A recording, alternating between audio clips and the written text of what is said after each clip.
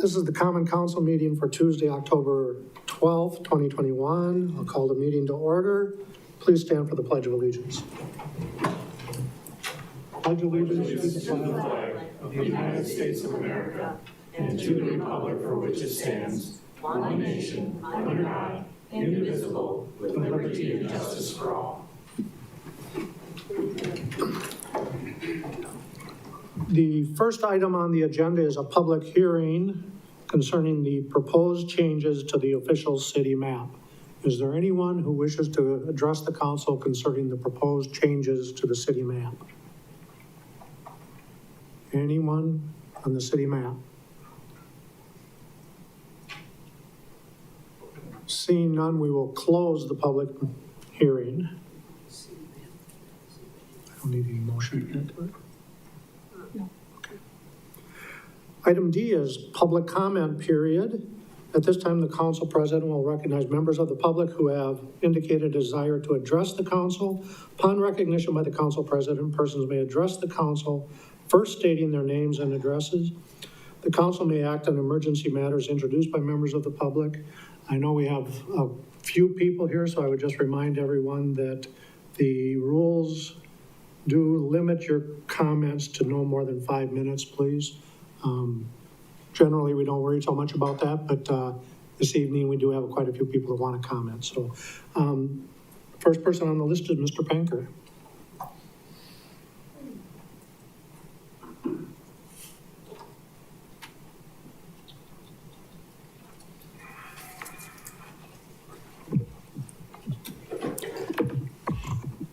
Good evening, William Penker, 600 Sycamore Avenue. My focus is on your September 21 special meeting and the related citizen comments presented at the regular meeting on September 28. In 2005, Dr. Jeffrey Peterson, director of the UW Eau Claire Political Research Institute, conducted the 2005 Marshfield Citizen Survey. The survey was a collaborative effort between the Common Council and the Institute. As noted by Dr. Peterson, the response rate to the survey exceeded a typical high-level response by 1.75 times. He was impressed by that. I am referring to this survey because we do not have a current survey and current baseline of citizen opinion about city operations and important issues. A supplemental report detailed 4,197 separate written comments from the 1,594 surveys with comments. These were entered into the data pool and analyzed. Of note for the meetings on September 21 and September 28 are comments classified as hospital clinic taxation, external control of city government, and external was defined by Professor Peterson as hospital clinic and business community. In the first case, 98.2% of the comments were negative. As summarized by Dr. Peterson, many of the comments were made in passing when discussing overall tax rates, such as, quote, "Since we can't tax the almighty clinic, I guess I should expect my property taxes to go up every year," end of quote.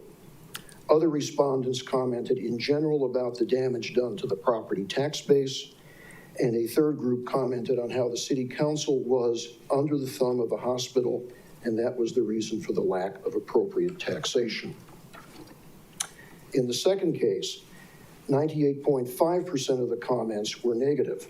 As summarized, in both of these categories, there were a significant number of respondents that made a point of expressing their displeasure with the level of perceived influence either the business community or the hospital clinic has in the city government. Many respondents indicated they felt city government only responds to one of these two groups and ignored the desires of the overall community. Could there have been a public relations message in the percentages? And could that message be one that has been forgotten, ignored, or never recognized? At the meeting on September 28, we heard an impassioned statement about the property tax dispute between the city and the health system. We also heard a number of cliches. Passion and cliches do not address the taxation baseline of our residents. It does not address the potential loss of revenue. If we fall below the baseline by a seven-figure amount, that amount must be made up. Then, on top of that, the amount of any new taxes must be added. This becomes an issue for our residents and their finite ability to pay. That ability is being whittled away by increasing prices for common goods and inflation. If we cannot reach the baseline, what happens? Reductions in manpower, reductions in services, and potential safety issues are possibilities. Again, passion and cliches do not address a seven-figure loss of income. Of course, parallel ideas could be cited by a large business seeking tax exemptions. And I close with a quote from Louis Pasteur. In the fields of observation, chance favors only the mind that is prepared. Though we are not in the laboratory, I hope all the parties have more prepared minds to solve problems than they have attorneys prepared to argue in court and then submit large bills for their services. Thank you. Thank you. Dr. DeVries, you're up next.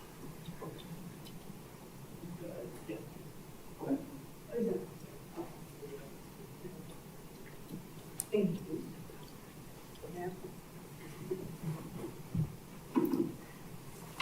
Yeah, thank you. All right. So good evening. My name is Dr. Edna DeVries. I live at 1009 West 8th Street. So thank you for the opportunity to speak with you about Marshfield Clinic Health Systems campus investments. And I want to first just offer my appreciation to all of you for the service that you provide to our community. And really, thank you all. So I'm happy to share with you specifically about our Marshfield Children's Hospital and our building planning. And if you first allow me just to introduce myself a little bit, I'm a pediatrician. I'm the Vice President of Medical Affairs at Marshfield Children's Hospital and Medical Director for our pediatric services across our Marshfield Clinic Health System. My husband, Brian, and I moved here 32 years ago. We thought we would stay for 3 years during my pediatric residency training, but we fell in love with Marshfield, and 32 years later, as I said, we're still here. We raised our 3 children here, and we're blessed to have our daughter, son-in-law, and 4 grandchildren here in Marshfield.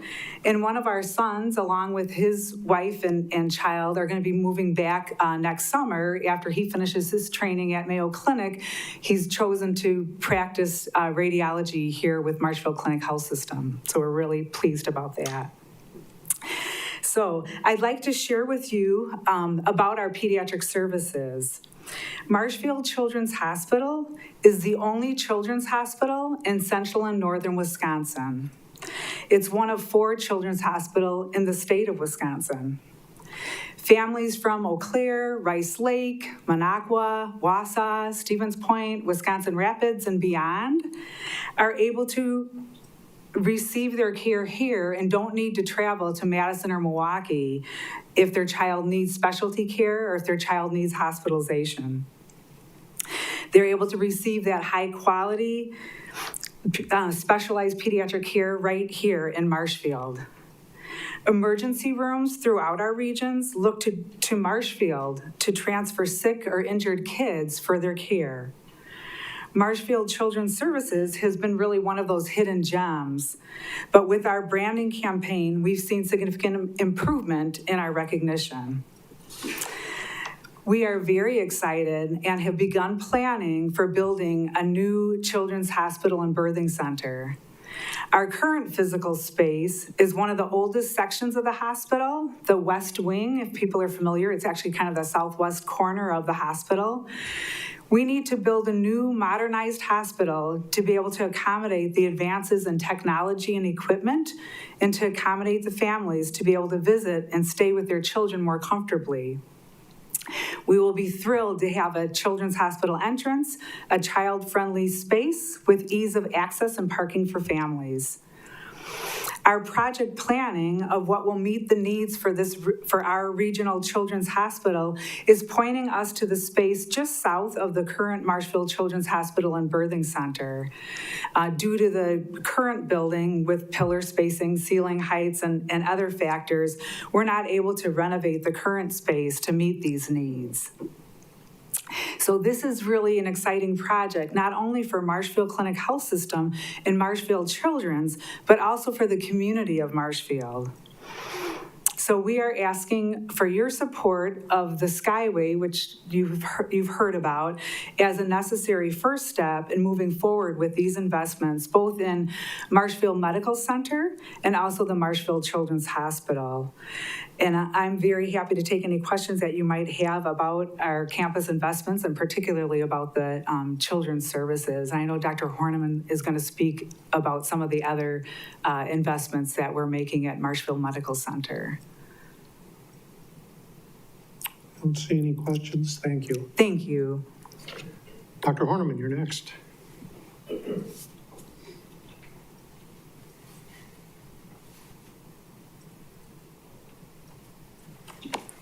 Good evening, Brian Herneman, 406 West Park Street. So I'm the adult equivalent of Edna. I'm an emergency medicine physician and the vice president of medical affairs for Marshfield Medical Center and on the adult side. And I'm actually originally from Marshfield. I grew up in the area and went to high school at Columbus. And we've been back now for about 18 years. My wife and I have found Marshfield just to be a great place to live, raise our family, our 3 boys. And the clinic's been a good place to work. And it's been an exciting time to be at the clinic for the last 5 or 6 years in particular, as the clinic has had this rapid growth phase. And if you remember, about just over 4 years ago when we bought the hospital here in Marshfield, the clinic had a single hospital in Rice Lake, and I had another half a hospital that we were part owners with in Park Falls. And if you fast forward to May of 22, the clinic will be opening up its 11th hospital in Stevens Point. And I mention that not because of the growth of the clinic, but so much of what it means to Marshfield. And the reason that matters for Marshfield is through this growth process, it's been clear that Marshfield Medical Center here in Marshfield will remain the tertiary care hospital. And so the complex things that happen, that enter our health system throughout our region, throughout central Wisconsin, northern Wisconsin, upper peninsula, Michigan, those things come here, and Marshfield will continue to be a destination for healthcare, hopefully for the next 100 years of the clinic. And unfortunately, we've grown faster than our facilities have, and our facilities are in need of upgrades. And if you tour the facilities right now, you'll notice that the average patient room age is 49 years old, the average. And parts of the West Wing, as Dr. DeVries indicated, were older than that. And so the facilities just don't match the excellent care, the unique care that we can provide here, and the care that only happens on this campus other than, say, Milwaukee, Madison, or the Twin Cities. And what we're committed to then is investing in this campus. And we're here tonight to ask support for the Skywalk, particularly as it enables our ability to grow the campus. And the Skywalk is important now. We have patients that have complex care needs in the hospital today. Say you have a patient that needs hyperbaric therapy, that's pressurized oxygen for treatment of wounds. They have to be transported from the hospital. They go across the campus through the clinic lobby in a hospital bed or a wheelchair and get their services, then come back through. So not a very private way to be transported across the campus, and the Skywalk would offer that offstage area. It becomes indispensable as we continue to grow the campus in that we'll be next renovating the north tower of the campus, and so that's taking off basically the large patient care, inpatient care areas, and separating patient care from some of the services on the campus. And as we separate those out, then there'll be a lot of patient transport back and forth across the campus, and then this issue of going through the main facility and the privacy to patients gets even more magnified. And so while it's been an exciting time for the clinic to see this growth, this is really an enabling project to let us take the next step, and certainly appreciate everybody giving us a few minutes tonight to talk about it, and I'd be happy to take any questions on the Skywalk or the hospital in general. Yes. I don't want our guests to think I don't want our guests to think that we're rude and not asking questions, but it's customary that we don't ask questions of the people speaking at public comments, so we're not being rude, but. Thank you. Thank you. Mr. Summers, you're next on the list.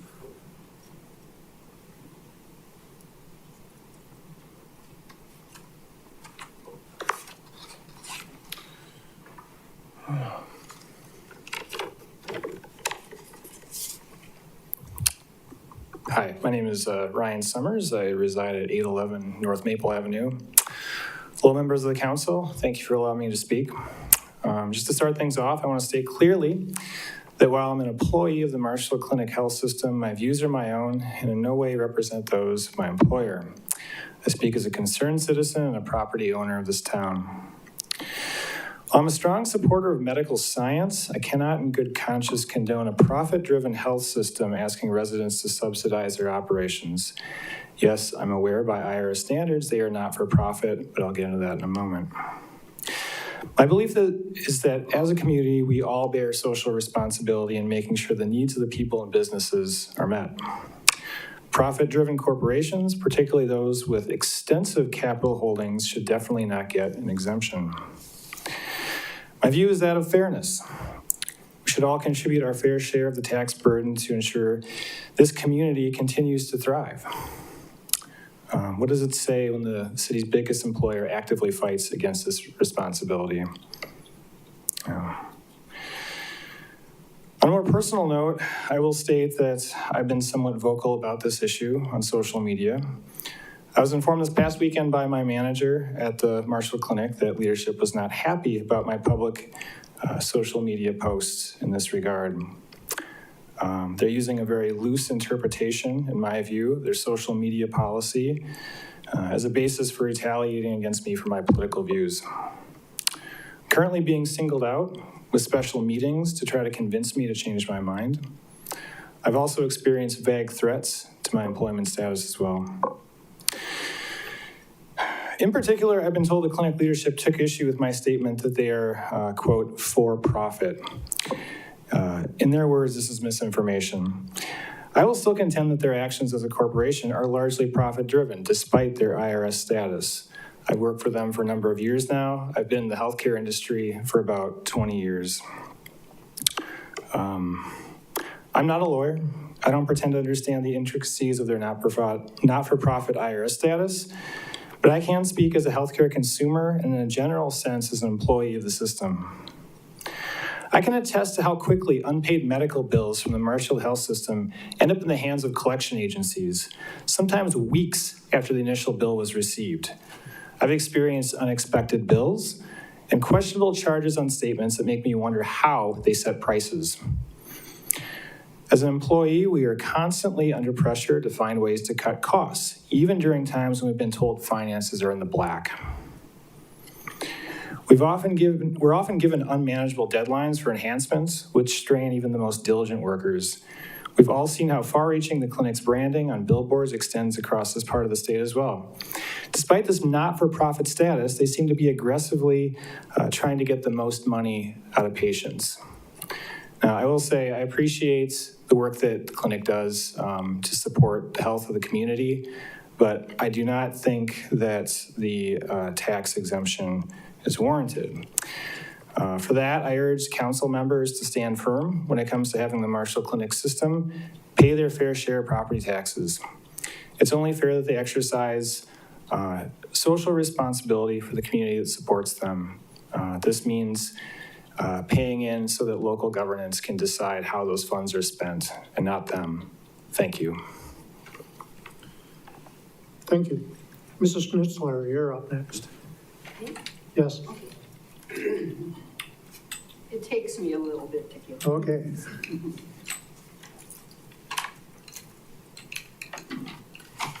I kind of like this little thing. I've been in the music business for 45 years, Dottie and the Toe Tappers. So I'm liking this. Huh?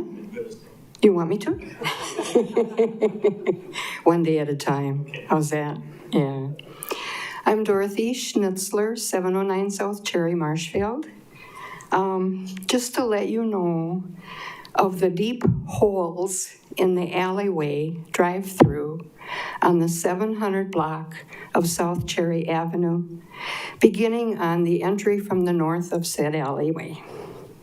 And also, would the council consider planning some town hall meetings, please? We would love that. Thank you. And we have had some discussion about town halls. And Tom, will you just touch base with her about the alleyway? Okay, thank you. This one? Yes, you want to speak? Good evening. I'm Teresa Canepa. I live at 1501 South Cherry Avenue here in Marshfield. And I would like to address a repair over on 14th and Oak Avenue, which is needed desperately. It's right by the stoplights, Oak and 14th. And if you know anybody here that's pregnant, a lady, and due to be birthing, she should go down that street and it will help her with her situation. It works. I've done it on the railroad tracks when I was with child. So it would be great to have that area repaired, please. Thank you. Welcome. Is there anyone else who wishes to address the council? Bill?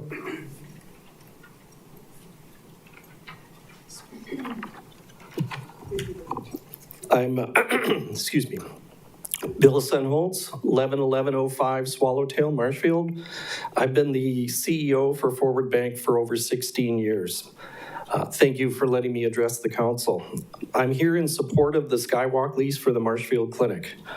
The Marshfield Clinic is the primary driver of the economy in Marshfield. As the clinic goes, so does Marshfield. Forward has substantial investments in Marshfield. We take deposits and make loans to clinic employees. Without the clinic as an employer in our community, we would be substantially smaller and would employ substantially fewer employees. Fewer employees spending money on groceries, automobiles, clothes, and restaurants, just to name a few.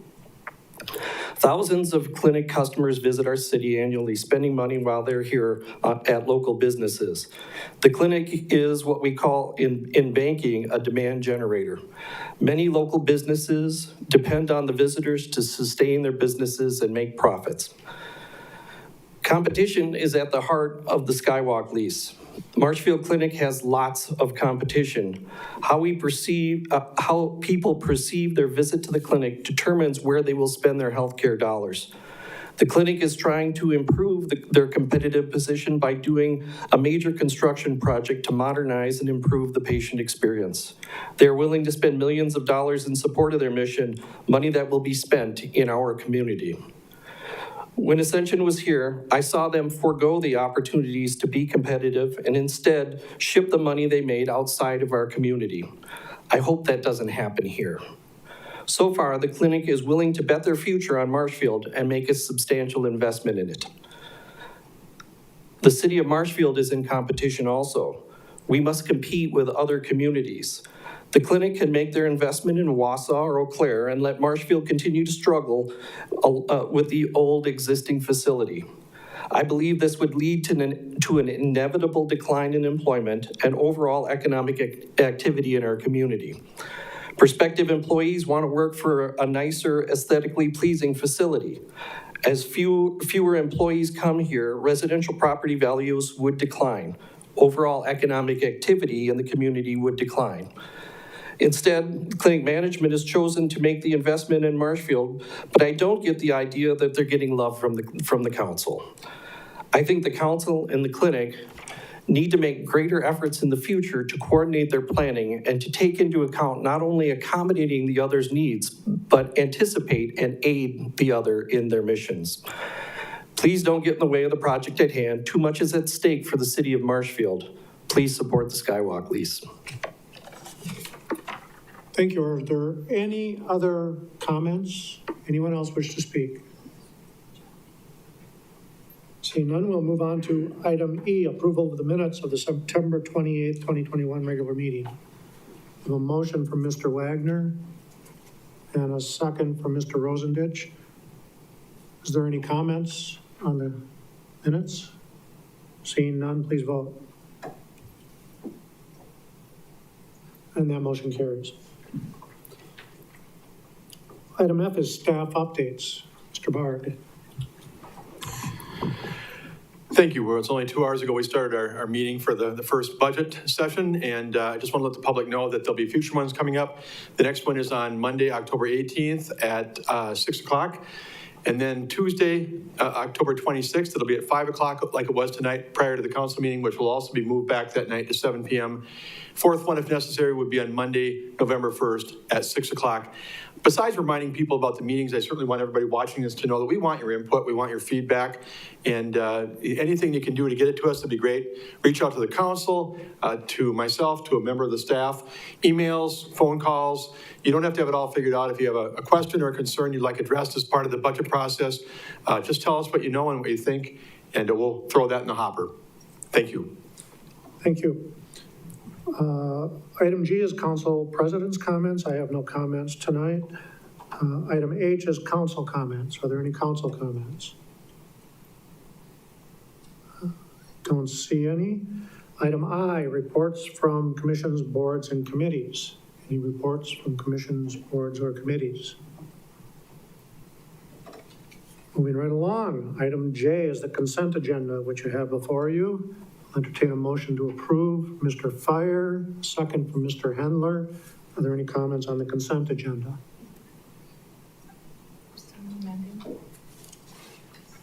I don't have that.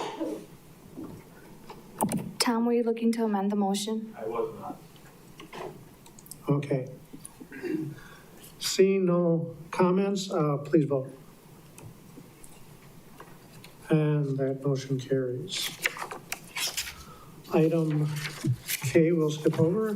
Item L is a presentation, a request to approve the health insurance contracts with Security Health Plan for benefit eligible employees for calendar year 2022, introduced by Jen Rakey, Human Resources Director, and presented by John Price. Good evening. Thank you for that. So this evening we have kind of a long presentation for you. We're going to go through both the update with John from M3, as we typically do in terms of an overview of our benefits. We're going to go right into our healthcare approval and then go through additional approvals for dental, vision, disability insurance, and ending with our HSA renewal. So what we'll do is we'll turn it over to John to get started, and then we'll pick up all of the renewals and the motions for those at the end. John, certainly if you'd like to come up, I'll get your presentation up.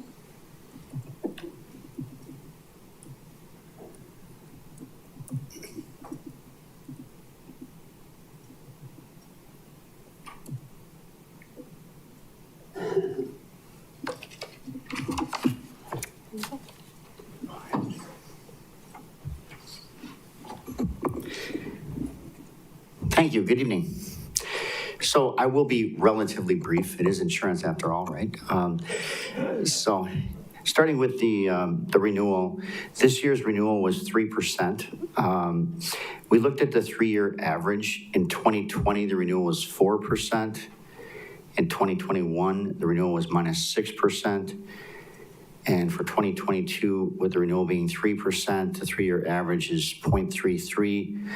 It's almost flat. In fact, I think it will be a flat 3-year average, which we'll get to in a minute.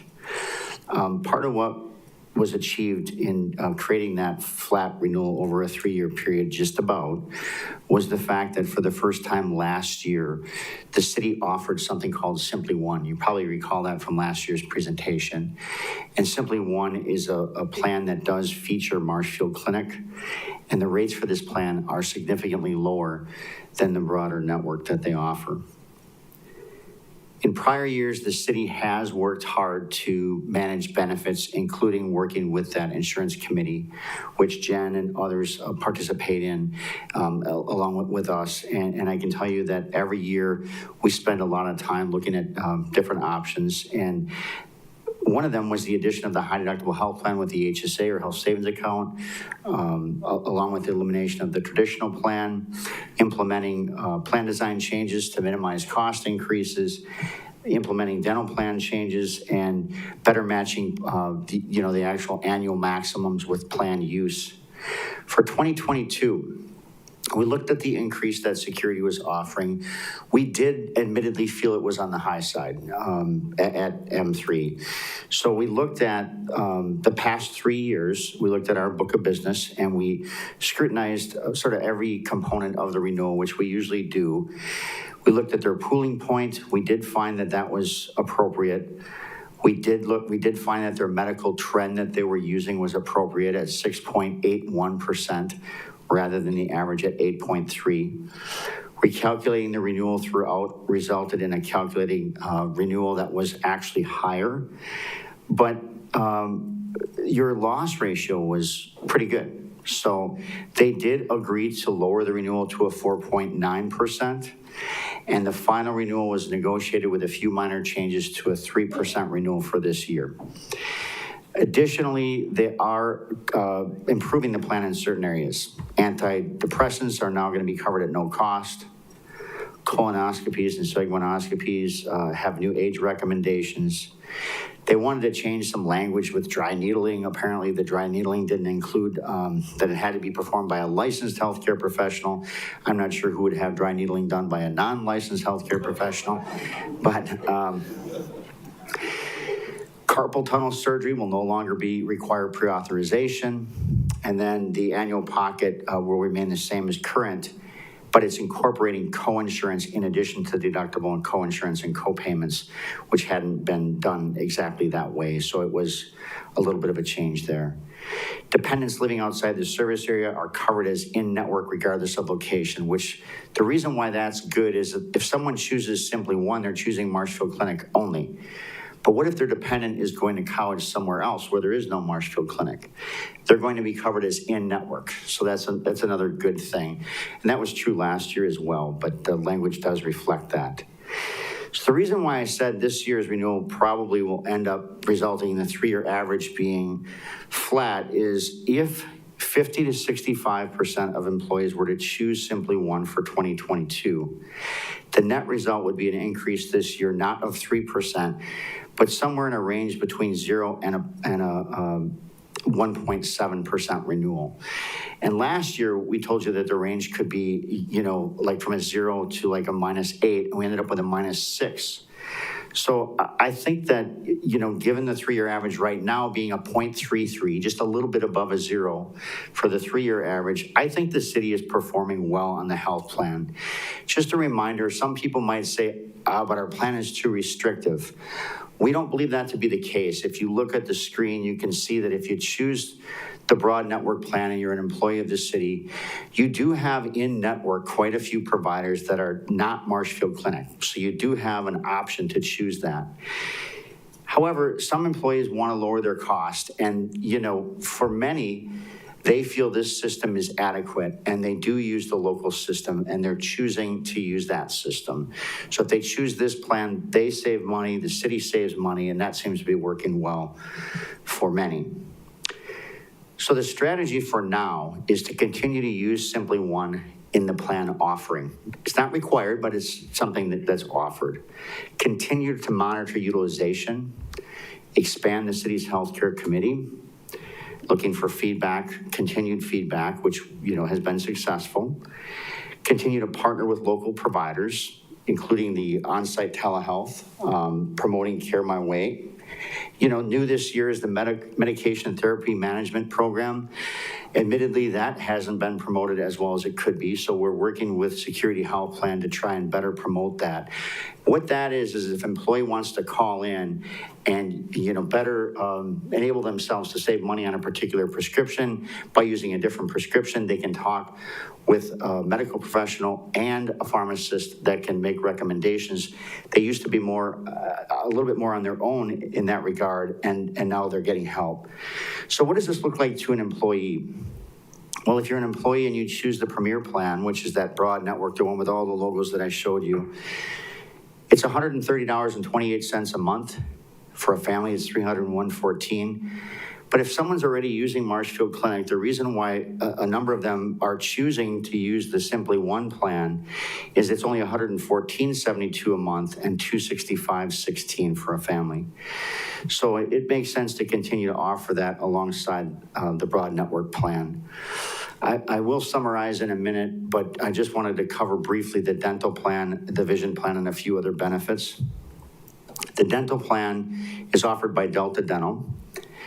The plan utilization there has also been stable the last few years. There's no changes in plan design or cost from 2016 to 2018. The plan design changes in 2019 did reduce premiums, and there's no plan design change or increase in premiums for 2022. The strategy for the dental plan has been to reduce the annual maximum in 2018, monitor that that's working in 2019 and 2020, extend the 85%, 15% model, which is having employees pay 15% cost share to all non-represented employee groups. And then look at enrollment and claims to see if it would be possible to self-fund the dental. We did that with the school district. It's been very successful. You'll see when we look at your utilization for the dental plan, you're performing well. Why not keep the difference rather than pay that to an insurance company? If you look at the dental plan design, it's a good benefit, 100% coverage for preventive services. No deductible basic services are covered at 100%. Major restorative services are 70% with an annual maximum of $2,000, ortho at 50%, and an ortho annual maximum at $3,000 if you're using a PPO provider. And then those benefits are not quite as good if you're using a premier provider instead of PPO. If you look at the premium earned versus the claims, you can see from this that for every dollar you're paying Delta from August of 2020 through July of 2021, they spent 87.6 cents. You're running an 87% loss ratio. So that means if you were self-funded, theoretically, you would be doing about 12 or 13% in your pocket rather than having a scenario where that's being sort of paid to an insurance company. So self-funding the dental is not risky like it might be with a medical plan, and it's something to keep an eye on. With regard to your vision plan, you're with National Vision Administrators. There weren't any changes or cost increases from 2014 to 2021. Just a reminder, last year they had a 3% increase. Now the rates are guaranteed all the way to 2024. The vision plan, also a great benefit for employees, 100% coverage for standard glass or plastic lenses every 12 months, frames every 24 months, contact lenses in lieu of eyeglass lenses, and you can see the benefits. I won't belabor the details on that and the premiums. There is a voluntary long-term disability plan. And the summary is that the city's benefit package is competitive with the external market. Renewals for 2022 are fair and competitive. They're below expected ranges. I think that the committee has helped in working with the city as well as the Human Resources Department and others. The plan monitoring and assessment will continue in working with them. The benefit alignment for employee groups will continue to be a focus. And with that, any questions? Mr. Witzel. Is there any action that need to be taken? Because I saw somebody who made a motion. Or are we just doing questions right now? Did you have a motion, Mr. Buckey? I did. Motion to approve. What are we approving? What are we approving? That comes later. That comes. I think you need to. I don't think we're to that point yet. Any questions for John before he takes a seat? Mr. Witzel. All right, thank you. If you could go back to one of your slides, I believe it was maybe number 10, and explain to me the situation with the premiums for the health insurance. I'm a little bit confused. Go back one more. Yep. We have Premier versus Simply One. Premier being essentially the Cadillac of coverage. You can go anywhere. We had a whole barrage of logos. You can go to pretty much anywhere. Simply One, very narrow focused, which makes sense because Simply One is offered by Security Health Plan, which is part of Marshfield Clinic Health System. So the idea is keep the business local. Why are the premiums so close? To my experience, and if I go back, I think it was maybe the slide before this where it shows a side by side of the benefits, they're exactly the same. They are the same when it comes to deductible, to coverage, exactly the same. But yet the difference, $239.95 for the total coverage, Cadillac versus Simply One, there doesn't seem to be much differentiation between those two, and I'm wondering why. That seems peculiar to me. That's a great question. I mean, the answer isn't what anybody wants to hear, but I'm just going to throw it out there.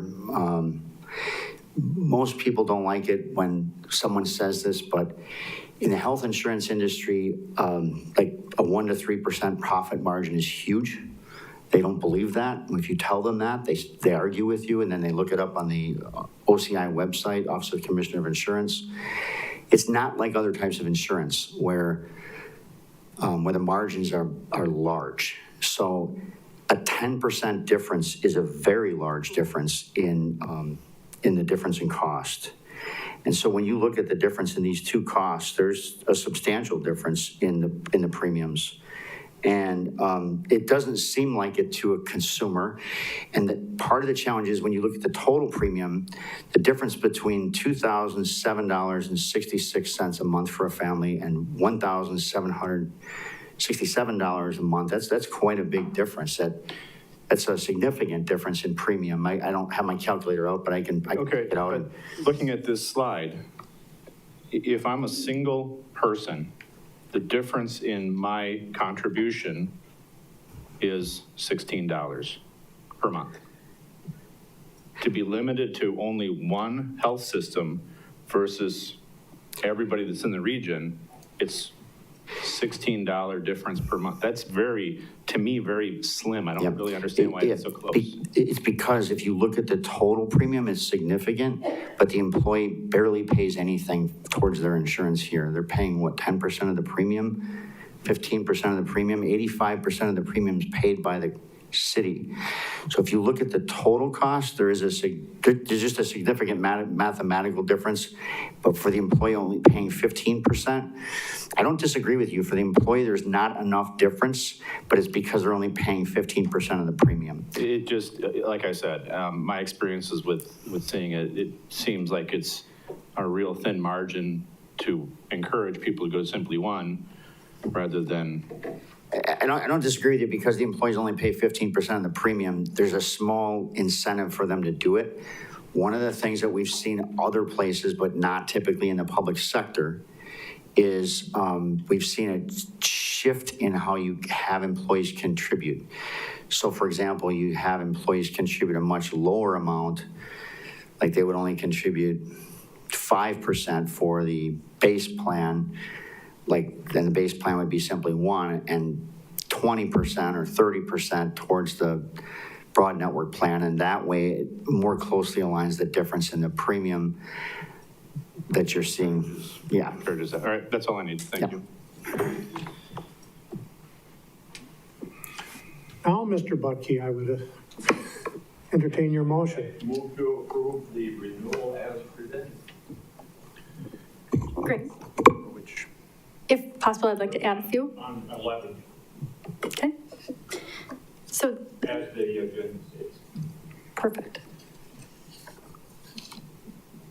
Do I have a second for approving the health insurance as presented? Second by Mr. Fire. Jen, did you have additional comments on that? Yeah, I was just going to comment for two items. One is when we're talking about the coinsurance limit change, we talk internally about a limit within a limit. And so just so our employees who are watching have an idea of what that means is when we have a person who meets their deductible, the deductibles are the same in each plan. So you pay your $3,000 deductible. Then in the past, we've had a limit of a $500 payment that from an office visit standpoint, that would apply to your out-of-pocket maximum. Otherwise, those costs come from either their prescription plan or their emergency room copay. So just so everybody kind of understands what that is, that limit within a limit is what's going to go away. So the limit of $500, that could be up to $1,500 now. So that is the main change with the health plan this year. So I wanted to point that out. And then two, just from a hard dollar standpoint, if you look at the memo that was provided in your packet, we had talked about the fact that John's slide had said we might see a 0 to 1.7% increase depending on how many people take this plan. So keep in mind, year one, we had 44% of our staff who are on our health insurance take the Simply One plan. I do anticipate we'll likely see a little bit more of that this year. But if you look at the numbers that were provided in the memo, even with this, as we worked really hard to keep our health insurance costs down, we're still about $89,000 less for our projected costs in 2022 than we were back in 2020. So I think that's to the benefit of all the employees and how they've used their health insurance wisely. And so I want to make sure that that information is shared with this group, although I appreciate the motion to approve in advance. Is there any further comments or questions on the health insurance? Okay, the motion is to approve the renewal of the health insurance contract with Security Health Plan for benefit eligible employees for 2022. Please vote. Which everybody's doing already. And that motion carries. Item M is a request to approve dental insurance contracts with Delta Dental for calendar year 2022, presented by Jen. Sure. As noted, we are currently contracting with Delta Dental.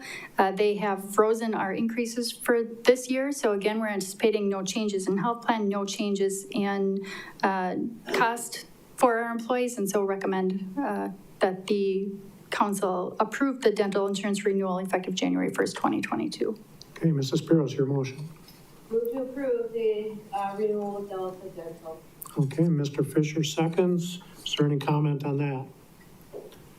Seeing none, please vote.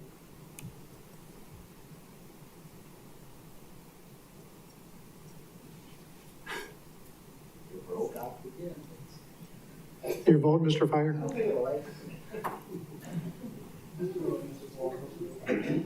And that motion carries. Item N is a request to approve vision hardware contract with National Vision Administrator for your calendar year 2022. Jen. Thank you. As noted, no changes to plan design or premiums, locked in for 4 years. So we're looking for your approval for the National Vision Administrator contract renewal through 2022. Mrs. Spiros, your motion. Move to approve the vision hardware contract with National Vision Administrators for calendar year 2022. And Mr. Butke seconds. Is there any comments or questions? Seeing none, please vote. That motion carries. Item O, a request to approve long-term disability insurance contract with UNUM for calendar year 2022. Thank you. So with long-term disability insurance, you might recall that we changed the providers back in 2019. At that point, they quoted us a premium factor of 0.0039, which is 39 cents per $1,000 of coverage. They are requesting an increase this year. It's very minor. We're talking 3 cents per $1,000 of coverage. This is not a cost that the city takes on. This is fully paid by the employees based on their premiums. And we would request your renewal of the new rates for long-term disability insurance through UNUM for 2022. Mr. Fire, your motion? Motion to approve. A second by Mr. Varsho. Any comments or questions? Seeing none, please vote. That motion carries. Item P, a request to approve dependent care flexible spending account contract with Employees Benefits Corporation for calendar year 2022. Thank you. We currently work with Employee Benefits Corporation for this benefit. This is a benefit that allows employees to put away money pre-tax dollar for dependent daycare expenses. What we pay for this feature is a $450 annual fee and then a monthly premium, which is about $50 per month for our employees to utilize this benefit. I have not received any notice of any change, so we're looking to renew this benefit for 2022. Mr. Witzel, your motion? Move to approve. Okay, a second by Mr. Rosendich. Are there any comments or questions regarding this? Seeing none, please vote. That motion carries. Item Q, a request to approve the city contribution of $600 single, $1,200 family toward employee HSA accounts for calendar year 2022. Jen?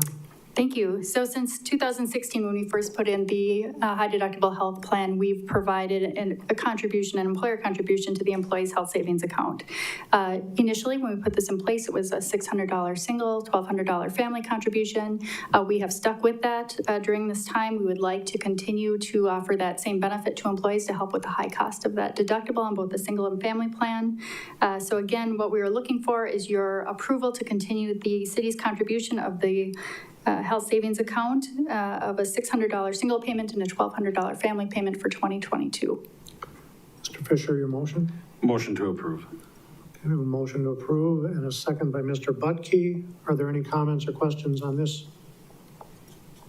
Seeing none, please vote. That motion carries. Thank you. Take a break, Jen. Thank you, John, for coming. Thanks. Item R is a request to approve resolution number 2021-57, adopting new ward boundaries based upon the results of the 2020 census, presented by Alderperson Ed Wagner, chairperson of the redistricting committee. Ed. Thank you. This redistricting went more smoothly than it did last time, 11 years ago. And we were very happy to come to a number. There's some strange things about redistricting. There's some strange rules and laws you have to adhere to. Among them are you're basically not supposed to cross county lines, but then again, we have part of the city of Marshfield in the town of McMillan, so we had to cross the lines a little bit. By and large, it's a little bit like squeezing a balloon. When you try to adjust to try and even out the population in each district, and basically when you lose population in one district, you've got to add more geography to it. So what happens, of course, is you end up making changes all the way around.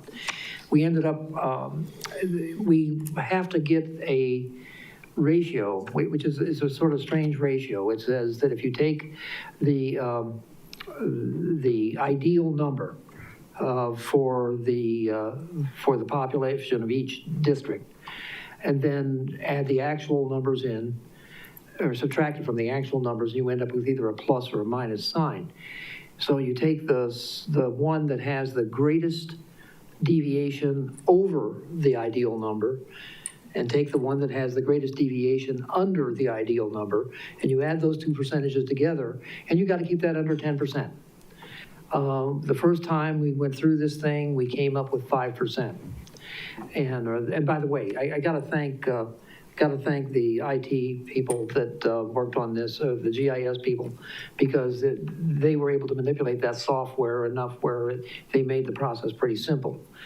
But with the committee asked them to come back, staff to come back with a number that was less than 5%. And they came back with, I think, 4.1 originally. And then, thanks to some of the members of the committee with very sharp eyes, found that one of the districts had a lot of geography in it and only 2 people. And so we changed that around, and just that one change brought us down to a 3.96, which is a really, really good number to have. So we have a pretty good balance in our wards and in our districts. We also, I don't think, I'll have to ask Deb to address that about, I don't think we made life more difficult for the clerk's office and having to make different ballots, like having county board supervisor, two county board supervisors sharing the same district. That would mean she would have to do a totally different ballot, have a totally different ballot printed. So anyway, I think this is a good plan. I think it's excellent. You see you've seen it in your packet. If you want an understanding of what all those little wards are, how can we have 18 wards? Or is it 19? 19 wards with only 10 aldermen? Deb will explain it. But anyway, I know if you would need to get any of the details on it, should be probably happy to help out. But just as far as the process was concerned, it was a very collaborative process, worked very well. There aren't any real big changes coming for any district. There are just a few blocks here and a few blocks there. I think we had losses in most of the districts that we had to move around. We had to move around and get some more population for. But anyway, it's in there, and the committee would like you to approve it. Mr. Hendler, your motion? Request to approve resolution number 2021-53. Okay, and we have a second by Mrs. Spiros. Is there any questions or comments for Mr. Wagner? Or for Deb? Seeing none, please vote. That motion carries unanimously. Item S is a request to approve resolution number 2021-58, designating Wednesday, October 20th as Community Media Day, presented by Steve Bard. Thank you. Tom Lux, our communications director, who would normally be presenting this, is back in the control room tonight, covering this meeting on our various platforms. So I'm doing this for him. This is a request to designate Wednesday, October 20th as Community Media Day. Just a thought about what does that mean? For one thing, Tom, I should mention, is a part of Wisconsin community media, broadly speaking. He's involved with an organization that works hard across the state to promote informing, educating, and engaging with the citizens, whether that be through local cable TV, whether it be through other communications platform. Really the heart of what government is supposed to be doing in terms of trying to reach the citizens and keep them aware of what's going on and get them involved. So on behalf of that, the request is to approve approving the resolution 2021-58, declaring Wednesday, October 20th as Community Media Day here in the city of Marshfield. Thank you. Mr. Wagner, your motion. Motion to approve. Okay, and Mr. Varsho seconds. Are there any comments or questions? Seeing none, please vote. And that motion carries. Thank you. Item T is a request to approve resolution number 2021-59 and resolution number 2021-60, amending the official city map, presented by Josh Miller, Development Services Director. Thank you. This is the second time you've had this agenda item come up. The first one was an introduction and direction to review with the Plan Commission, which they did back in September, and then they reviewed this and set the public hearing date for today. The two areas and the two subject areas are, one is along Lincoln Avenue north of Ives Street. That basically was an extraterritorial certified survey map that came before us, and that was dedicating a piece of right-of-way along the west edge of Lincoln Avenue. That dedication was basically directed by our subdivision ordinance, so we kind of have to do it by code, but it's important that we keep up with our official map to match the rights-of-way that we are being dedicated. The second item is an area along Holly Avenue and 8th Street, and that was really resulted in that came about because of a certified survey map for the lift station down there.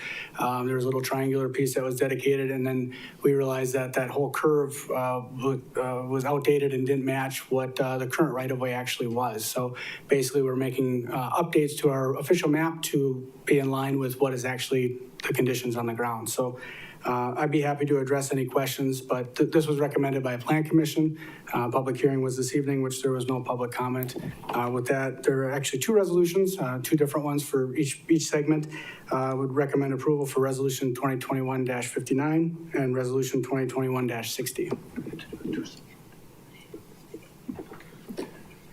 Okay, Mrs. Spiros, your motion. Move to approve resolution number 2021-59 and resolution number 2021-60. Okay, and Mr. Witzel seconds that motion. Is there any comments or questions? Seeing none, please vote. And that motion carries. Thank you. Item U, a request to authorize execution of an agreement for professional services related to the police chief recruitment process, presented by Jen Rakey, Human Resources Director. Welcome back. Thank you. So we recently conducted an RFP for executive recruitment services for the police chief position. We received a total of 4 proposals for that. From that RFP, we did conduct interviews. References have also been done. And the Police and Fire Commission selected McGrath Human Resources Group as the top vendor at their September 15th meeting. A contract has been developed for this service, and it is included in your packet.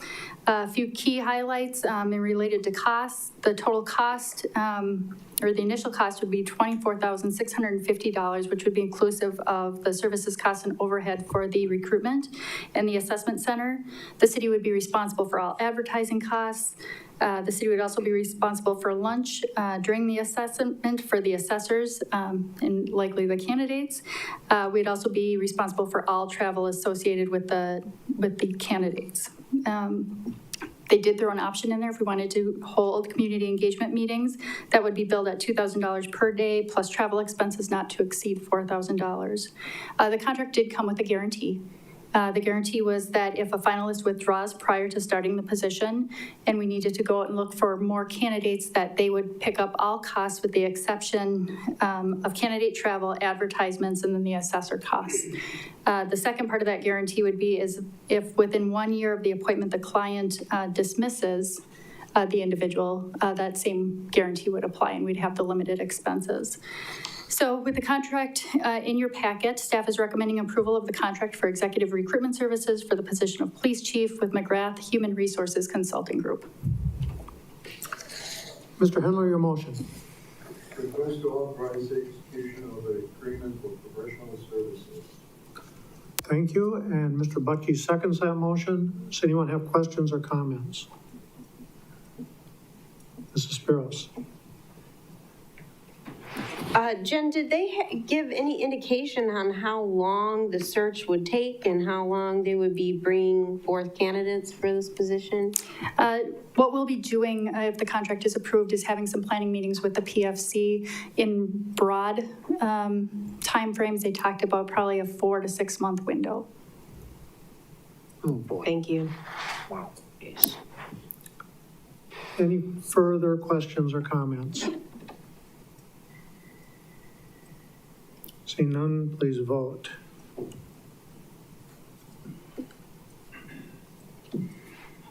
That motion carries. Thank you. Looks like Pat has some job security for a while at least.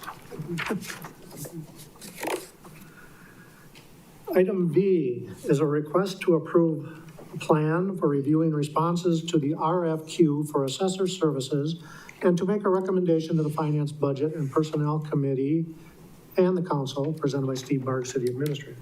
Thank you. Well, you probably know as we've been going along through the process, certainly if you're part of the Finance, Budget, and Personnel Committee, that we have been seeking to secure the services of a new assessor. Groda Appraisal out of Menominee Falls has indicated they do not wish to continue providing those services for the city when their contract ends. So we looked at a couple different options, and one of them, pardon me, a frog in my throat, was the idea of using an RFQ rather than an RFP process. RFQ meaning request for qualifications, looking to get some submissions and responses from qualified vendors, qualified companies or individuals who'd like to be our city assessor, and then to negotiate down from that, find the one that we are most preferable to, and then try to work out a contract with them, rather than look for the full proposal with prices. The services to be rendered can still be debated. We've only gone through this once with Groda. Questions about how often they're here in person, what's expected of them. I think some of that stuff can be negotiated in a way that could be favorable to both parties. So with the blessing of the Finance, Budget, and Personnel Committee from a meeting back in September, I did send out an RFQ to 15 qualified firms and individuals. Several of them are bigger players who operate across the state. Their names you probably recognize. And then some others are from this area who have customers, clients in central Wisconsin and the surrounding areas that would potentially, I would thought, be interested. Well, the deadline was yesterday, and we received responses from 3 of the 15 that are interested in being our city assessor. So what we want to do next is get a group together to review those responses, determine, actually prioritize the 3 requests in terms of who we're most interested in, second and third, and then try to connect and see if that number 1 party that we're interested in would be beneficial, if we could work out an agreement that would be good for both sides, and hammer out an agreement to get approval by the elected officials here for. If for some reason that's not going well, we would have another one below that to work with. But we're hopeful. These 3 all seem very interested in being our next assessor. So the last time we went through this back in 2017 when we selected Groda, we had a staff team and I think some outside assistance at points from the council. What I'm looking at this time, we've had 7 members of staff who've been working on this for a while now, going back into the summer, looking at what our needs might be and putting some ideas together that ultimately brought us to the Finance, Budget, and Personnel Committee with that RFQ for consideration. And they are me, the Human Resources Director, City Clerk, Development Services Director, Public Works Director, Finance Director, and Technology Director, kind of covering all the various aspects of what we see at staff level as being important to finding someone to provide quality assessing services. What I'd like to do is keep that group together and incorporate possibly 2 elected officials from this body to be a part of that group and get things going here rather soon. Hopefully the first meeting of that team to review the submissions and decide who we're most interested in would be held next Monday.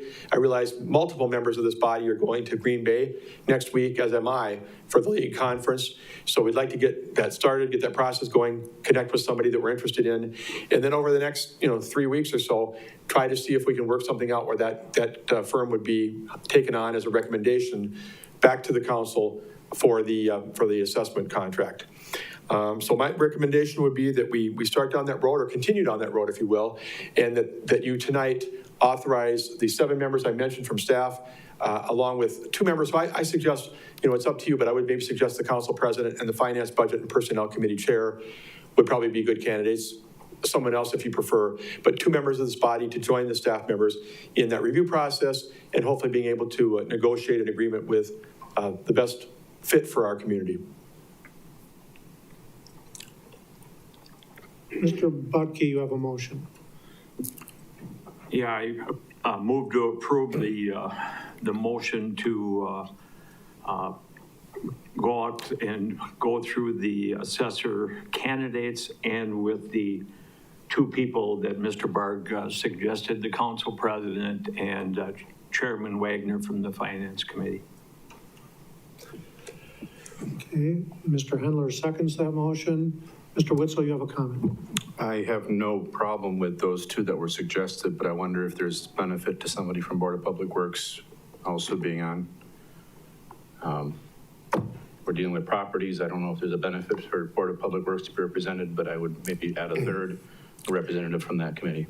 We could. I talk about this kind of thing with the city attorney fairly often. It's not like there's a magic number maximum of council to be on these groups. I oftentimes look for 2. I think a 3rd is possible. We'll certainly notice this because you're appointing an official committee here tonight. Is there a concern with there a 3rd member being part of it? No, not at all. Okay. That's up to the body here. We would need an amendment for that then. From the pounding, I'm taking Mr. Witzel wishes to amend. Yes, I would like to amend and add a member of the Board of Public Works. Thank you. And did you have someone in mind to make it easier? Well, the chair would be, I guess, the most obvious. I don't know if the chair is interested. He's good with it, yes. There it is. I would add the chair to the Board of Public Works. Thank you. Okay, and Mr. Wagner, you seconded that motion? Yes. Okay. Is there any comments or questions on the amendment? Seeing none, please vote on the amendment.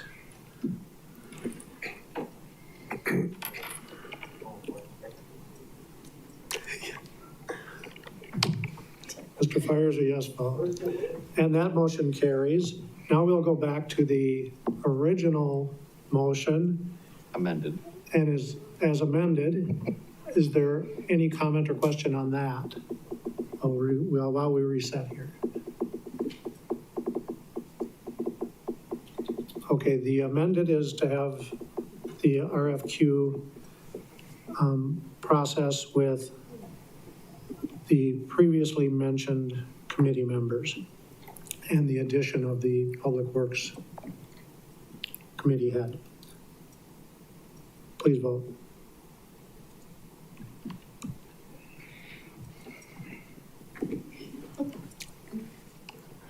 That motion carries.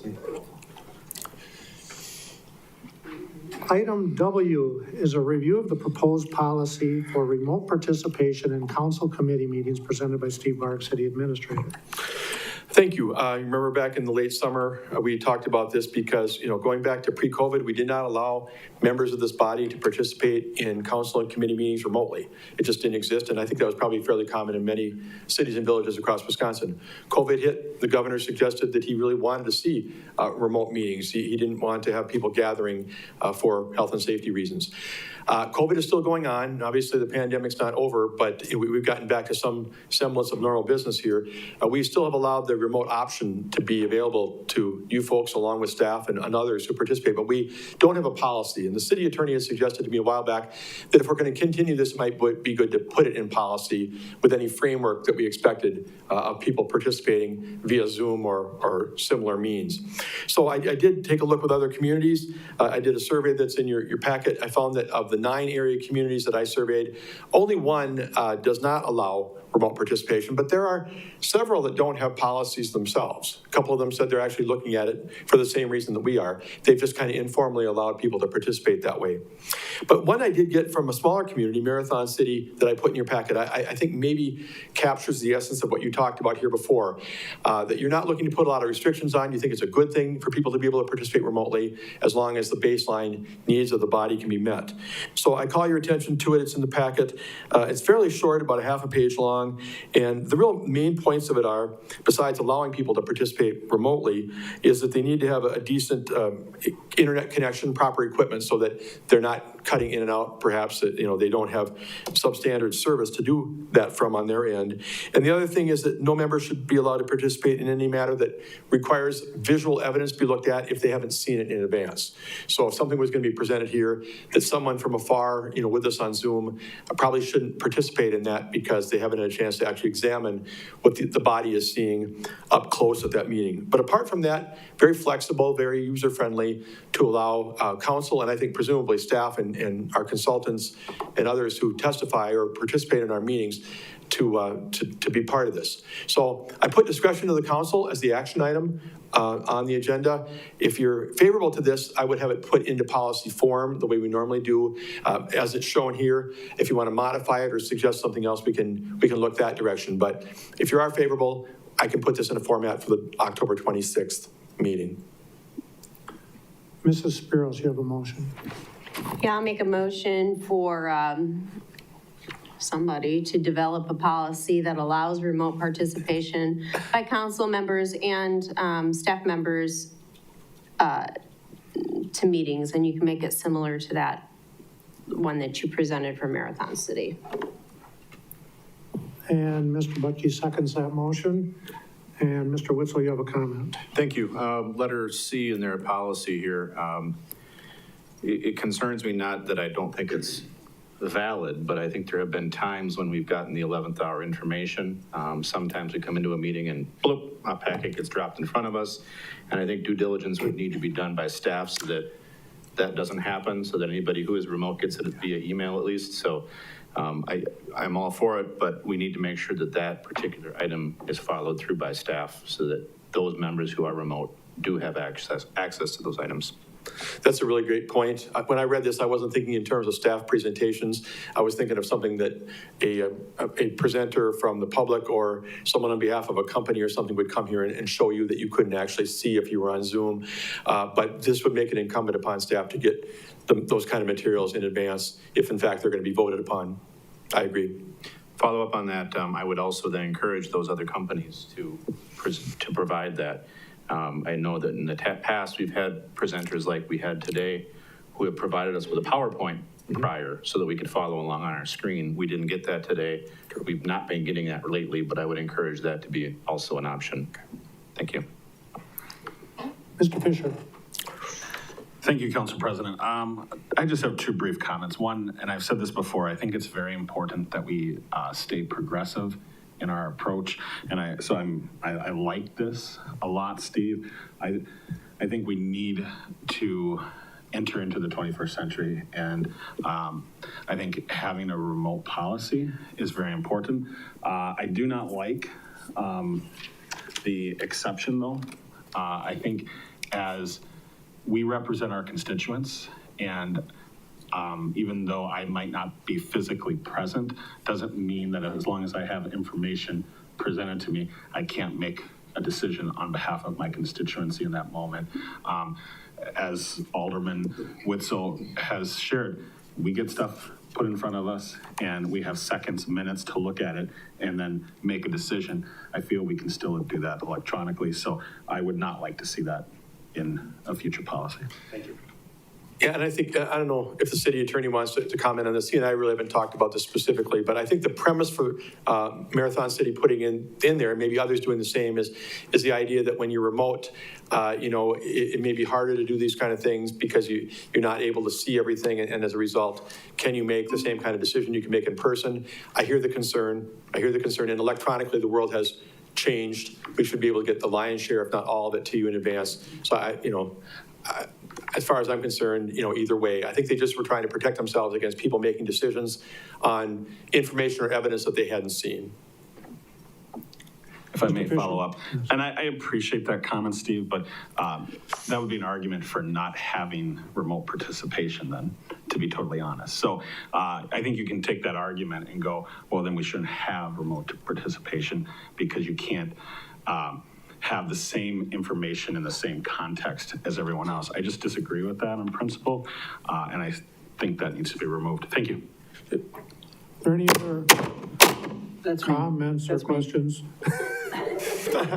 So, the only thing, and I think all of these points are valid, but what I would ask is that, so you've heard from a couple of council members that feel one way or the other about that. You're left out trying to figure out how to draft a policy now that's going to encompass what the collective will of the body is rather than 2 or 3 people that were vocal. So I think that's the one thing. If you're feeling strongly about that, we probably need to have a direction by some kind of vote here to give staff, the direction to put a final package in front of you.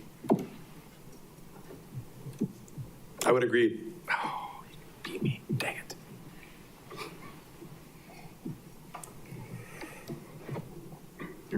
Well, I'm waiting for. He wants to amend the motion. You want to amend the Yes. motion? Your amendment. I would like to amend the motion to approve the creation of a remote attendance at meeting policy, but not having the exception that as the Village of Marathon has. And Mrs. Pirro seconds that. Are there any comments on the amendment? Seeing none, please vote on the amendment.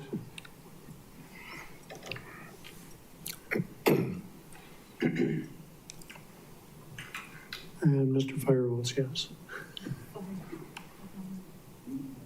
And that motion carries 6-4. Okay. Now we'll return to the original motion, which will now exclude the, Yes, but I can't. will now exclude that exemption from the policy that's recommended to be developed. And Mr. Witzel now has I'm going a to throw motion. another amendment out there. Okay. That I guess when remote meetings are going to be held, staff follows through with all due diligence to make sure all the presented information is provided to those that are remote electronically prior to the meeting starting. And Mr. Fisher seconds that. There's a question over there. And I'm going to offer up, uninvited, I suppose. Comment So period. you put that on staff, but I think that there is a way, and maybe what we want to look at doing is crafting something that requires someone who's not going to be present to cooperate with staff to make sure that any material that we provided for the purpose of the meeting is provided to that remote member. Then it puts it on the person who is going to be absent to work with staff to do that, rather than an ordinance that's basically, or a rule here by this body that's requiring staff to take on that role unilaterally. Mr. Witzel, your comment. I will disagree with you from the perspective that oftentimes we walk in here not having any clue that there's going to be additional information provided. And so for me as a remote participant to have to hunt down every person who's presenting to say, are you going to have something for me? Are you going to have something for me? It puts a lot of burden on me when we have double E items on an agenda. I think, again, it really, if staff are going to drop a packet on our plate just prior to a meeting, which has happened, it's really up to them to make sure it gets to us remotely as well. Mrs. Spiros, I think, is next. Yeah, I'm going to echo what Tom just said. We wouldn't be able to do that because we generally don't even know what's coming. I think this brings to light a problem that we've had for a long time, and that is getting information on our desk 3 minutes before a meeting that we can't even take time to read. And this is one example today. You know, we didn't have time to read through this. So I think the responsibility lies with the staff. The member can let Steve know, let Deb know that we won't be in attendance, and then it becomes on Steve's plate or whoever to make sure that member gets what they need. No, Steve. Yeah, I understand the concern, and as always, as often, I think the answer is probably somewhere in the middle. I respect what the city attorney said, and yet I get the concern about things being, given to you at the last moment and us expecting you to vote on them. That's something that generally as staff we shouldn't be doing anyway, even with simple resolutions or simple motions we're looking for. Unless it's an emergency, you really shouldn't be seeing a lot on your table or, in your inbox at 5 o'clock on meeting nights. So I think we can accommodate what's being talked about and try and get more of that stuff, especially if we're looking for an action at the meeting to you in advance. I still think there's a piece of if you're going out of town or if you're going out of town or something like that, it's probably incumbent upon you to find out if there's anything that you might be seeing or could expect to see that you won't be in the room for. That would be a good combo, in my opinion. So here's all I was looking at, and I hear some frustration there that maybe I wasn't aware of. But here's what I'm looking at was just putting together some wording. I think you can make the motion that we adjust this to provide for that provision that there would be information provided timely. But what I was thinking about is that, there's an assumption when somebody's going to be gone that they're going to be able to be contacted through their normal emails, et cetera. And it's there where if we address that there'll be cooperation to how to contact that person if they're out of town and what the availability in terms of their contacts and that sort of thing. Because it may very well be, especially if this becomes broadened, how easy is it to get information to somebody so that arrangement is made in advance? It puts it on both parties is all I was looking for. Mr. Witzel. And just, I guess, to clarify what my amendment was that staff would do all due diligence. Obviously, there may be the emergency situation, but if staff do all due diligence to make sure that that information is provided ahead of time, I think that resolves the issue. Yeah, agreed. We're not going to put you in jail. Any further, so we have any further questions on Mr. Witzel's amendment? Seeing none, please vote on that amendment.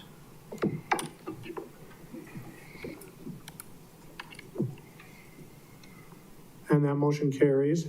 Now we'll go back to the original amendment, which is for staff to develop a policy utilizing the suggestions made in the amendments that were passed already, as well as the language from Marathon City. Any further questions on that? Please vote.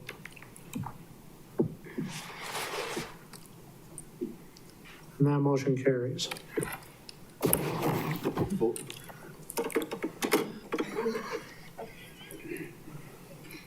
Item X, discuss possible change to prohibiting weapons in City Hall, presented by Steve Bark.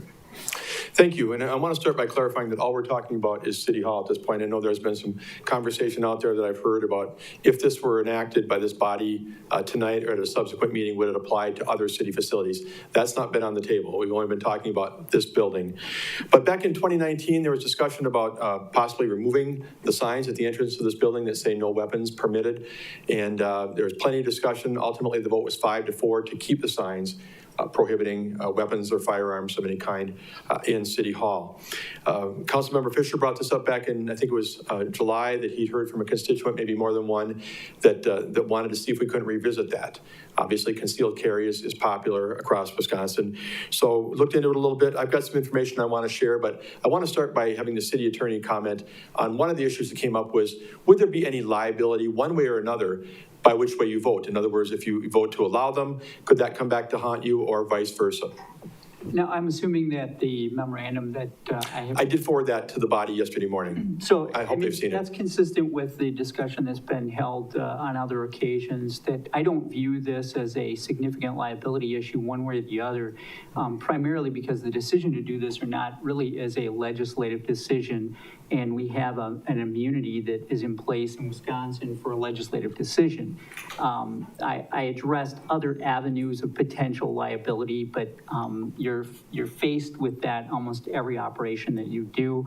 I likened it to the fact that, you know, you're exposed presumably to some type of claim that there wasn't sufficient security in this room if something happened, and whether you had guns permitted or not.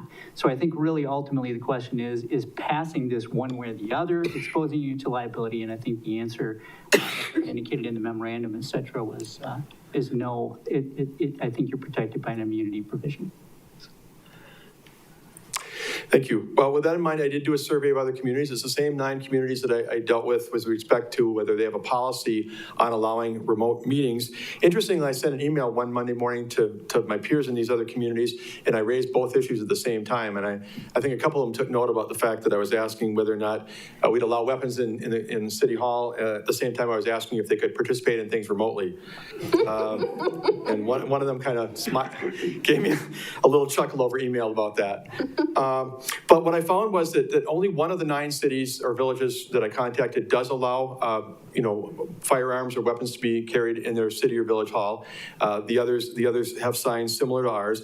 The one that does allow it is the village of Weston, and they have some guidelines or restrictions that you saw in the policy that I put in the agenda packet. I just want to reiterate something I said at the last meeting. It had been asked me in 2019, have we done a survey of city employees? I didn't do an update to that survey, but back in the fall of 2019, I did survey the people who work here. I'm sure some have changed now, some have retired and new people have come on board. But at that time, it was almost 50-50. I think it was a very slight preference to keep the signs, but it's very similar to what you see, and I said this at our last meeting, to what you see in a cable TV discussion on the news. The whole issue of Second Amendment versus the concerns about health and safety where you allow weapons to be present. So it's really ultimately it's a political decision that you need to make. The city attorney has kind of cleared the way by saying it's really not a liability issue either way. There's really not much more to say about it. I'm coming with no recommendation. The action item is it's your discretion where you want to go from here. For discussion, Mr. Wagner. Thank you, sir. If we're talking about this room that we're in right now, if we're talking about this part of City Hall and the council chambers, which is probably the one that has the most interaction with the public, we have a very interesting situation on our hands that tonight this place is common council chambers, and sometime during this week it'll become municipal court. And there is a state law against carrying guns into a court. At the very least, I think there should be a sign that says, no guns allowed, at least while court is in session, at least that. As far as the other thing about carrying a gun in, believe me, there have been council meetings when I've worried that there were guns out there. I think all of us have had that concern in the past 2 years. But I don't think it makes too much difference, really. I don't think anything will be... I don't think there's such a pressing need to carry a gun in this place that we have to worry. The other point I wanted to make was that I think... let's just leave it at that. Let's just leave it at the point that I don't feel unsafe in here, and if we don't have, we've got a sign. I think I talked to Mr. Handler one time, And he was on the phone, and he said something to the order of, "We'll never have to worry about a gun in council chambers." And I said, "Why?" He says, "Because we have a sign." Yeah. Bad guys don't read signs. Yeah, right, but so the point is that we don't have an ordinance that says you can't carry a gun in here, and there's no penalty if you do. And we don't have the infrastructure to back up anything about prohibiting guns in here to begin with. But at the very least, I do think we have to keep guns out of here during court. Mr. In terms of the provision for a courtroom, there's a very specific exception as to a municipal court that, unlike a circuit court where it's just in the courtroom, the municipal court, it's if there is municipal court in session, then a firearm is prohibited by state law. Right. And they've done that basically, presumably because of the discretion that a municipality could have to allow guns on the premises or not. But that's how it reads, is specifically if it is in session. So I don't think anything needs to be done. That would be an automatic state statute, like many different state statutes that you're, required to be aware of if you're doing that. But there would be nothing wrong if you chose to say, well, we'll post that if there's, something in session that you can't have a firearm. And just to add to that, if I can real quick, we have talked about that. There would have to be signs on municipal court day, at the entrance to this room. We have that with other things. Right now, the masking issue, is the court is requiring it while City Hall proper has not been. There's other issues that the court is statutorily governed. So yeah, obviously we don't control that rule. They would be prohibited here on municipal court days. Mrs. Spiros, you have a motion you wish to make. I am going to make a motion that we remove that super safe sign out there that says that we can't have a gun in here. And you can make a new sign to put on these doors that say no guns while in court. And Mr. Fisher, you second that? Okay, continuing the discussion, Mr. Butke. I agree, we don't want guns in here, but we made a joke of it a little bit ago that criminals don't look at, I better not have that because it says on the door we can't. Look at all the school shootings and all this stuff. Does that stop anybody? No. I wish it would, but criminals don't go by that kind of stuff. And my other thing, how do you know there's not guns in here now? How do you know staff doesn't have guns? And I wouldn't blame them.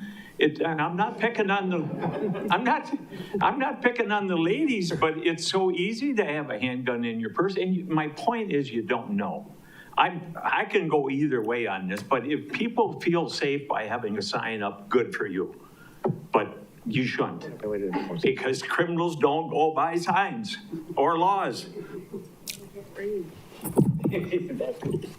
Mr. Witzel. Thank you. Can you refresh my memory? Having a sign posted does not prohibit everybody from having a gun, is that correct? There are limited exceptions, law enforcement. Yep. Under certain circumstances. But also retired law enforcement and retired military? Right. Correct. So as far as we know, there could be a half a dozen guns in here because retired law enforcement and retired military could be carrying them legally with a sign posted. In theory, yeah. In theory. That's all I wanted, was in theory. And the removal of the sign is not posting a sign that says guns required. It's simply removing a sign. It's not encouraging, it's simply removing a sign. Correct. That's all I wanted, thanks. Boy, who was the lawyer there? I think you were. Mr. Fisher. May I? All right. Thank you, Council President. I just have a few comments. I was the person that brought this back. We had, I think, discussed this, over a year ago, Steve? That sounds Yeah, it was the fall of 2019. Yeah.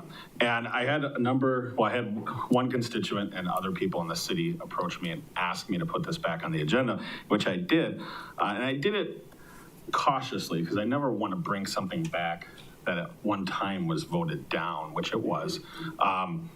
But I chose to do that. And it was interesting, the response I got, because you're right, Steve, it is a very controversial item. And so after that initial bringing it back, my phone started lighting up.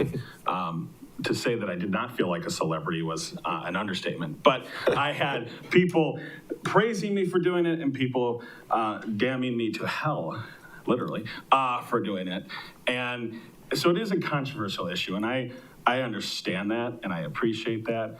And I received comments like, if you're scared, don't attend the meeting. I've never been scared walking in this building. To me, that's not what the issue is. And I agree. I think ultimately I 100% agree with Alderman Wetzel. To me, it is more or less taking a sign down, not whether I feel safe or not. Two, comments were made that this was an overreaching decision that was going to go and have a domino effect on other buildings in this municipality. I never stated that, and that's not the case either. This was for this building and this building only. So I just wanted to set the record straight for people watching this.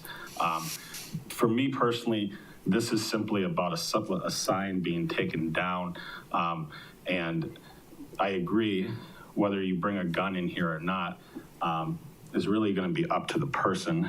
And unless we want to reform gun laws so that people cannot own guns, we currently have that right. And so I am going to be voting to take the sign down. Thank you. Oh, boy. Mr. Rosendich. Thank you, Mr. President. My biggest concern is where are the people? I always hear they call me, they email me, but they're never here to talk about it.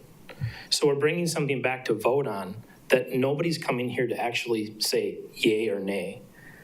So my biggest concern is we're just voting on it because an alderman brought it to our attention.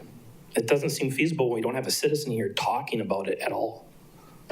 Thank you.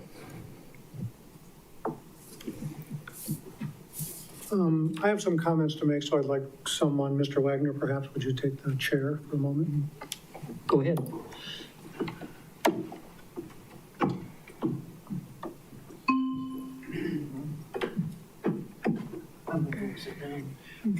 My first comment is, the motion is to take down the sign. Does that mean that there's going to be another motion that we're going to allow weapons in the building? Because taking down the sign doesn't change the fact that we've said that there will be no weapons allowed in the building. So we will need another motion on that. But the sign is not there to protect anyone. The sign doesn't say that that's going to make this a safe place. It's there to remind people that we don't want guns in the building, is the only reason we have the sign there. I don't see anything that's changed since last time we made a decision not to allow weapons in the building. There's been no occurrences that have led me to believe that we do need weapons in the building or that we don't. Nothing has changed since then. But I do want to remind everyone that during the past year, we've had several contentious issues in this building. We've had citizens come to the building. They've stood in line to stand up here, where I'm standing right now, and express their opinions. Then they've gone and stood along the back of the building or found a seat in the building and listened to us discuss those things and listen to democracy taking place. I don't want to see a building where those people standing back there are holding firearms. How do you think that would affect the way you vote or the way you consider or the safety of this building to have armed people lining the walls? That's what you see in third world countries or dictatorships. It's not what you see in America. So I am going to vote against this.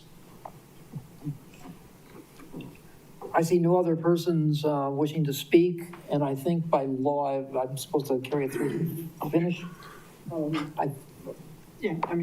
supposed to call for the vote, right? Correct. Okay, so. Mr. Wagner? Okay, now we want Mr. Butke, or Mr. Butke, you're speaking? Please. I'm sorry. The only comment I got, Nick, how do you know they didn't have guns? people standing back here. How do you know they didn't?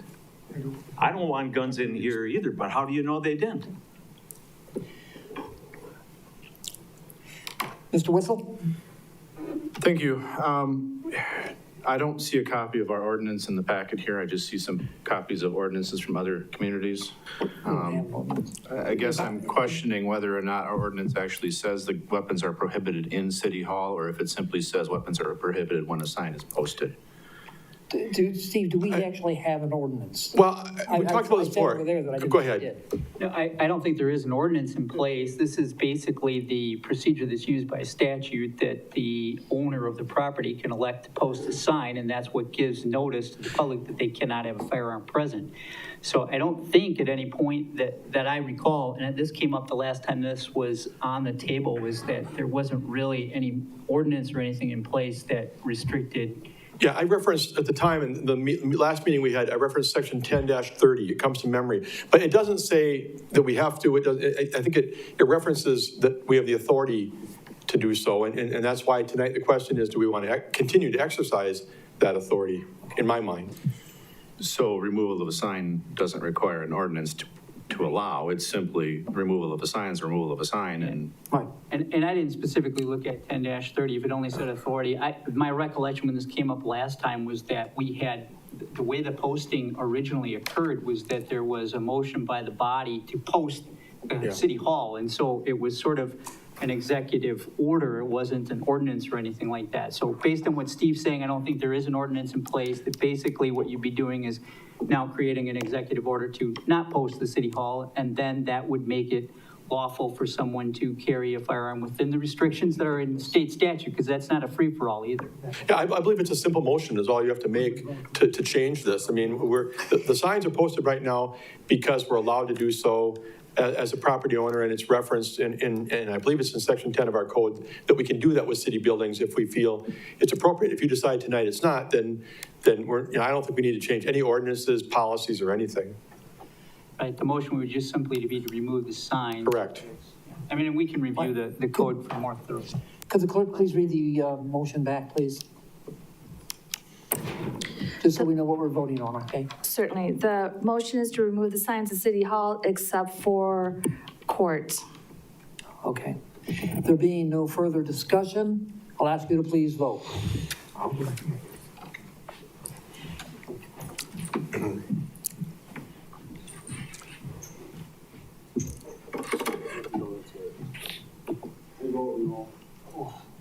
Oh, crap.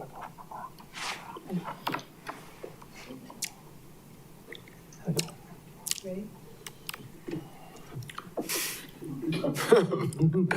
And there is a tie, so that means the motion fails. I thought I changed my vote. Thank you. How did that happen?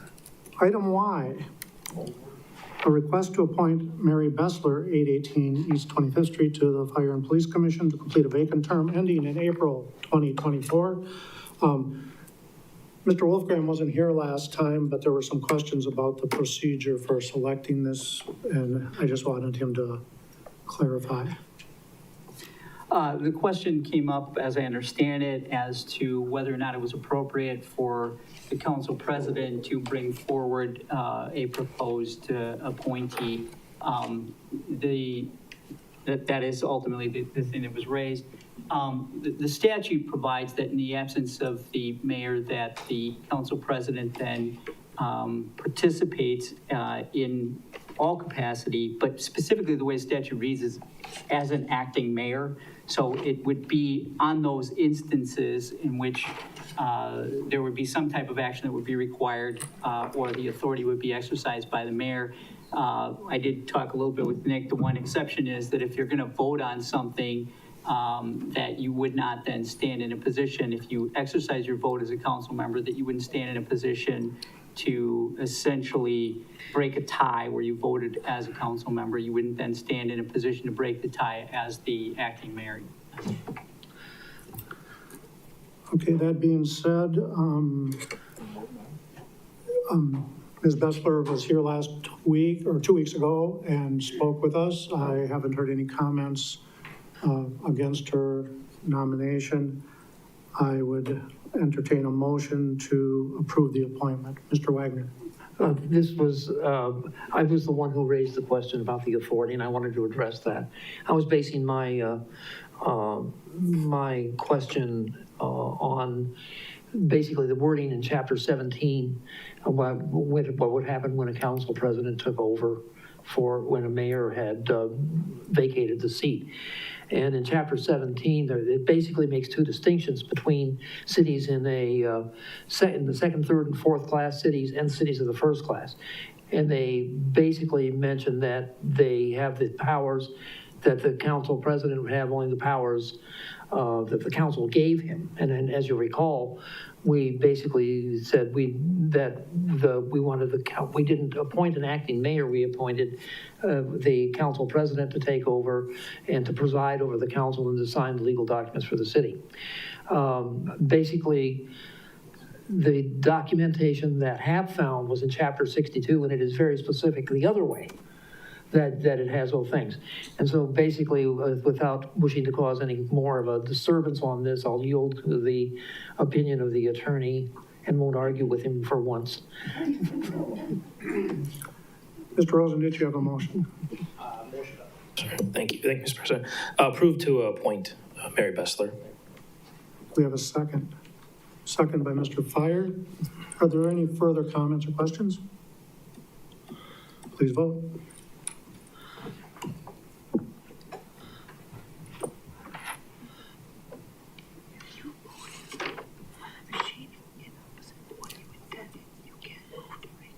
And that motion is also a tie, so the motion fails.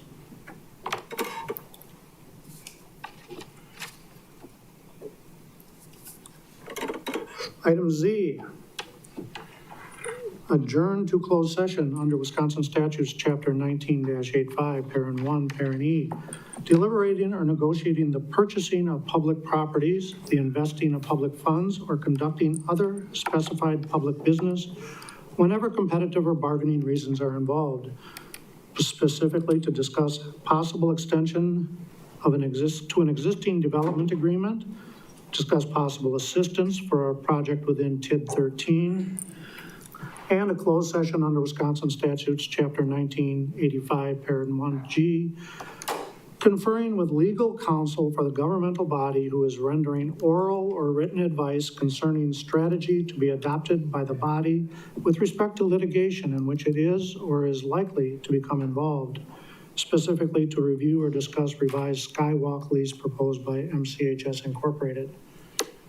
We have a motion by Mr. Wagner to go into closed session. I didn't see who the second was, but all those in favor, vote.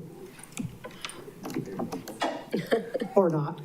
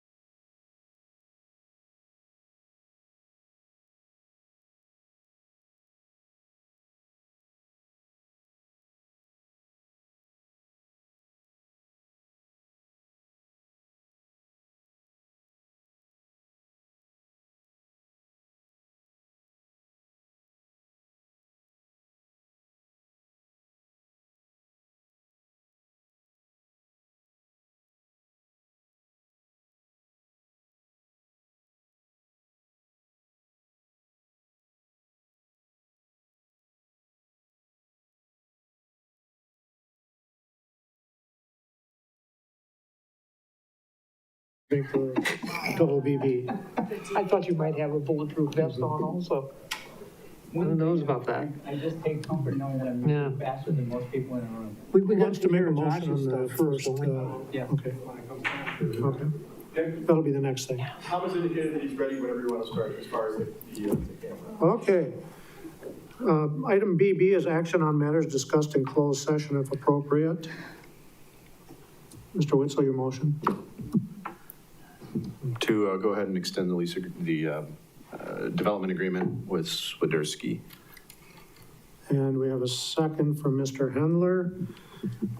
Is there any further discussion on that? Seeing none, please vote. That motion carries. Item CC is to consider a revised skywalk lease with MCHS Incorporated and a second reading of ordinance number 1462, 62 or 82? 62. Put my glasses on. 1462, authorizing the lease of airspace over Oak Avenue presented by Steve Bard. I think we're ready. Yeah, I think we're ready to have a motion. Yeah, I did. I would move that we accept ordinance 15-2 entitled an ordinance authorizing the leasing of space over Oak Avenue and in the city of Marshfield, and including attachment A with the following language added to, let's see, it's section 17 of attachment A. That language is as follows.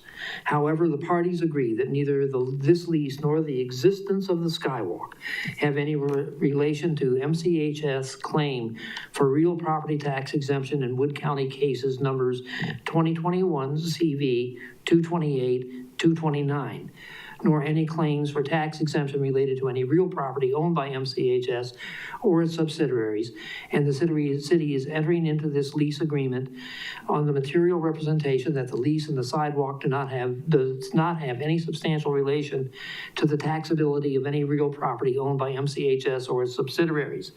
I move that the ordinance go into effect upon acceptance of this by both the city and MCHS. Point of clarification, Ed, you might want to state that that's the revised lease that. That's the revised lease, which is attachment A, right? Thank you. Is there any discussion or questions on that? Seeing none, please vote. Motion carries 8-1 with one abstention.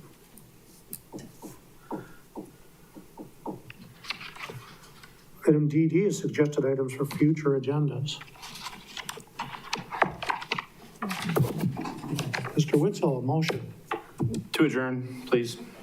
Second by Mr. Varsho. All in favor, vote. I was sure somebody was going to say shorter meetings again. You can get that.